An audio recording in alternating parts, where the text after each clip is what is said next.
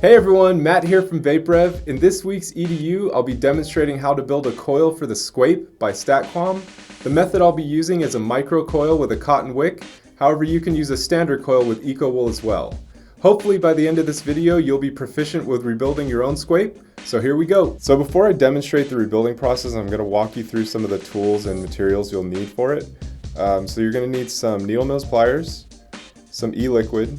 Of course, you're going to need the SQuape, a device to put it on, and for this I'm using the King mod, a section of cotton, and a good rule of thumb is to have more cotton than the width of the atomizer deck.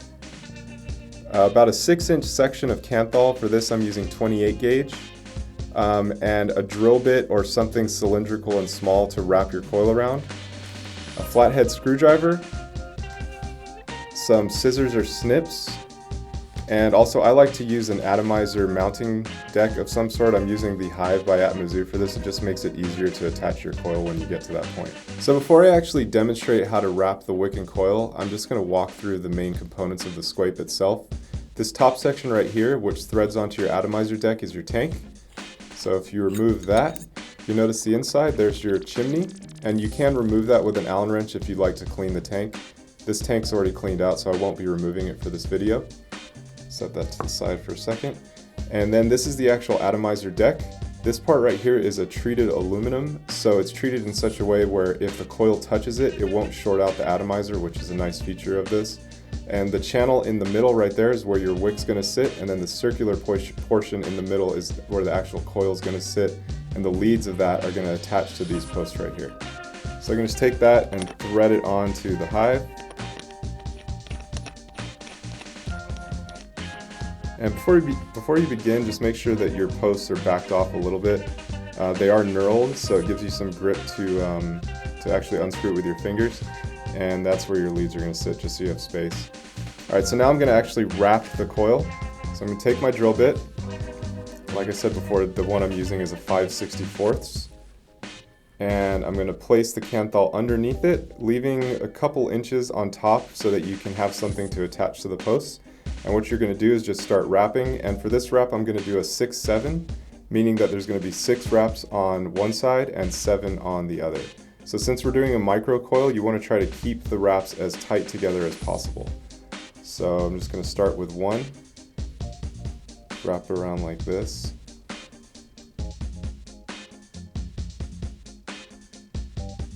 So the easiest way I've found to do this is, instead to wrap the wire around the drill bit, I like to take the whole drill bit, holding a finger like this, and just rotate it in my hands, which gives you a nice even wrap.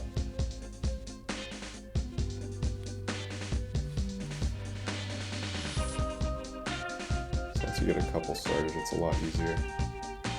So that's 3 on both sides. That's 4 on one side, 4 on the other, 5 on the other, 6 on the other, and you're going to end with 7, and you're going to have one lead pointing up, one lead pointing down. And on this, you're going to want the leads sitting on the top of the atomizer deck, so it's going to sit just like this. So what you can do, you'll see a little bit of space. It's hard to get a perfect micro coil the first attempt, but you can heat up the coil once it's attached and use your needle nose pliers to kind of get the coils closer together.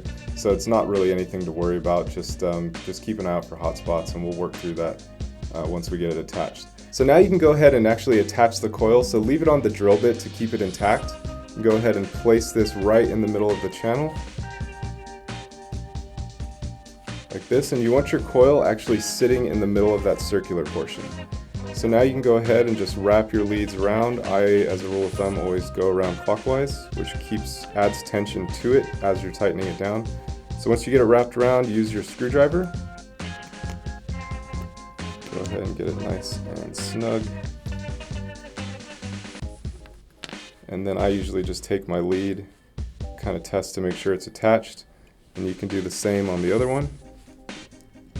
A good trick is to wrap it around and then hold it down to the atomizer deck. That makes sure that it's actually really firm against the post.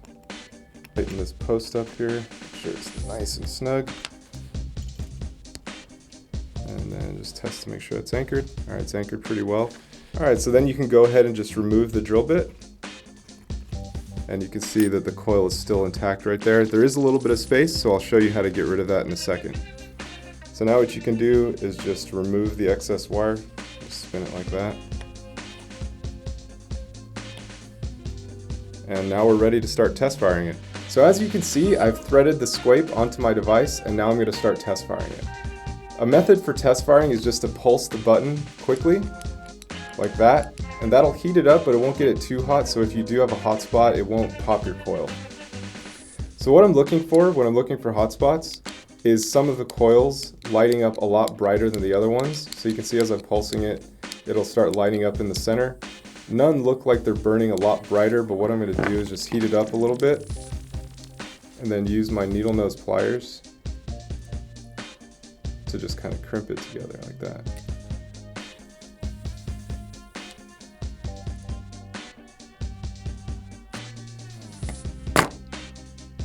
So as you can see, it's lighting up pretty evenly and we are good to go. So the next step is actually putting your cotton in through the coil. So a section about that big, it's obviously wider than my Atomizer deck, so I'll be able to trim the excess later. And what you're going to do is just twist it so you get a point. So you get a point that'll actually fit through the coil. Then you can fit it through. Once you have it through, get it kind of even on both sides and then untwist it. Just to get it so it's, you want about enough cotton so that a little bit's resting on top and some of it's actually fit into the channel. So that's a pretty good amount. And then what you're going to do is you're going to take your snips or scissors and you want to trim the cotton right at the edge of the Atomizer deck. You don't want any coming out this way. So get it as close as possible. Lift it up a little bit. That's pretty good right there. Do the same on the other side. Right? So that's what your build will look like. And one additional step that I do before I actually fill up my tank, so I take my bottle of e-liquid and just put a couple drops on the wick and then fire it a few times. Seems to be firing quite nicely. And just repeat that a couple times just to kind of get the wick a little bit broken in before you fill up the tank.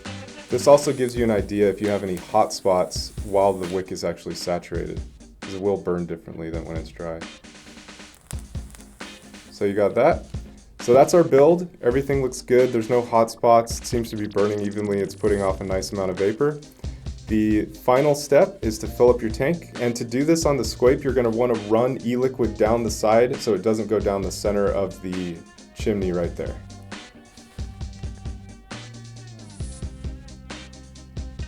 And you can fill it up to right below the top of the chimney if you want. So as you can see through the window, we have our e-liquid in there. So now that the tank's full, we can thread the tank portion back onto the main part of the SQuape. And to do that, you're just going to flip it upside down. And this is a really nice feature of the SQuape because you can rebuild your wick and coil without having to drain your tank. So just thread that back on. And that's your SQuape fully built and ready to go. All right, everyone, that's a wrap on this week's EDU. As always, I hope you found all the information useful and now know how to successfully rebuild your own SQuape. If you'd like additional information about the SQuape, you can find it at shop.vaperev.com.